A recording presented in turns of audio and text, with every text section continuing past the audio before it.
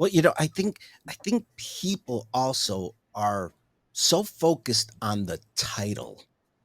Yeah. They want a title, and a title means a responsibility that you have to, accomplish, that you have to get done, and that might not be your strength. You can be just as brilliant in not having that title, but managing the certain, like you said, leading a band rather than Hmm. playing the instrument. Hmm. The conductor is so important. So how do we let people know that it's not about the title? How do we get them, as if I was one of the people sitting in your audience, to look within myself and see my brilliance, but not the titles that I'm after?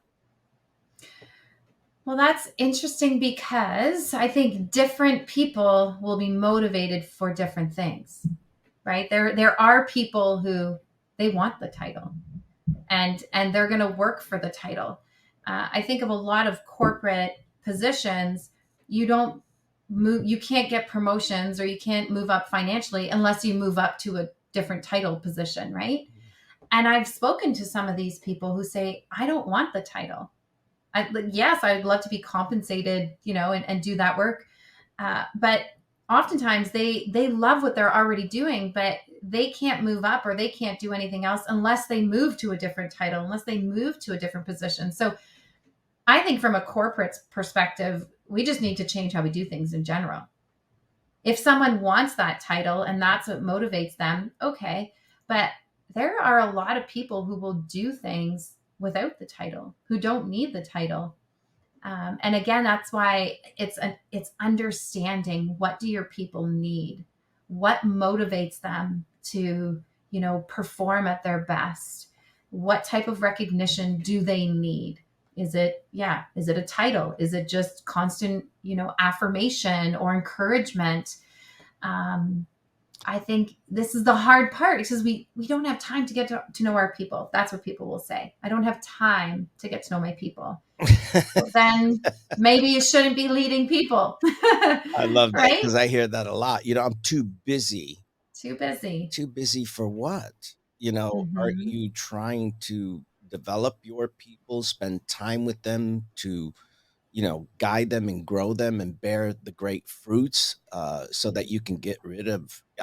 This weekend I spoke to some of my team staff members in Louisiana, and I asked them to be the vine dresser. Hmm. Take care, because you're growing this great plant that bears so much great fruit, but yet you have to clean the weeds around it. You have to get rid of dead branches, even though you try to revive it. If you can't. Um, and I did something unusual. I got rid of the high title, because the Okay. managers who manage their departments should be responsible, but they like pointing the finger to the person with the highest title. And so I did is I wiped that title and said, now you all are responsible for your department. Was that a good move? Is that a new way of thinking?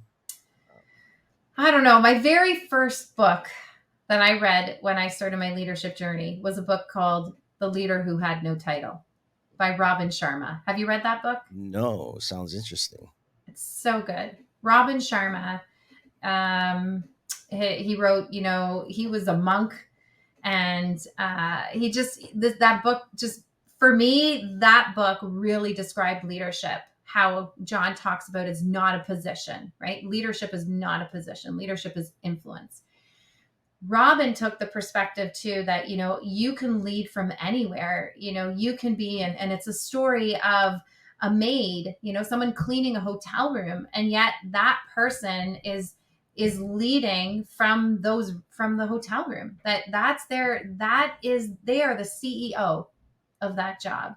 And I think if we just all worked our positions from that perspective, where I am the CEO of this, and how titles don't mean anything. Sure do. Title is, but again, there are some people who need and want that title. How about human? The more people I talk to, it's a very small amount of them, though. Small amount of people, but there are people who still want that. If that makes them, feel better, then great.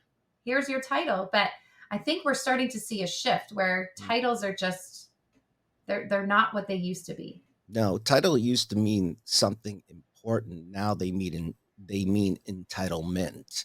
I Where love you that. where you took somebody who was brilliant at what they did and you said, "Okay, I'm going to make you this title because you're a great influencer." But soon as they got the title, they turned into a dictator, Mm-hmm. a boss, you know, because I don't know if they felt the pressure or if they felt entitled because they Yeah, stopped doing what made them so brilliant. And then they wonder why sometimes coach them and say, I'm taking the title from you. yeah. So, I mean, um, I just struggle with that as new things are changing. But I love the fact that you're gathering people together, companies, because you're brilliant at this. You're creating teamwork. What do you say has been the most effective in bringing them together and understanding each other? It's been using disc for sure, hands down. Being able to just take some time to understand the different people that are in this world. Slowing down. I think it's just, the most effective thing is being in that room, slowing down, understanding yourself, understanding other people, the awareness that we're all different, right? The awareness that we're not all going to be good at the same thing. We're not all going to do things the same way.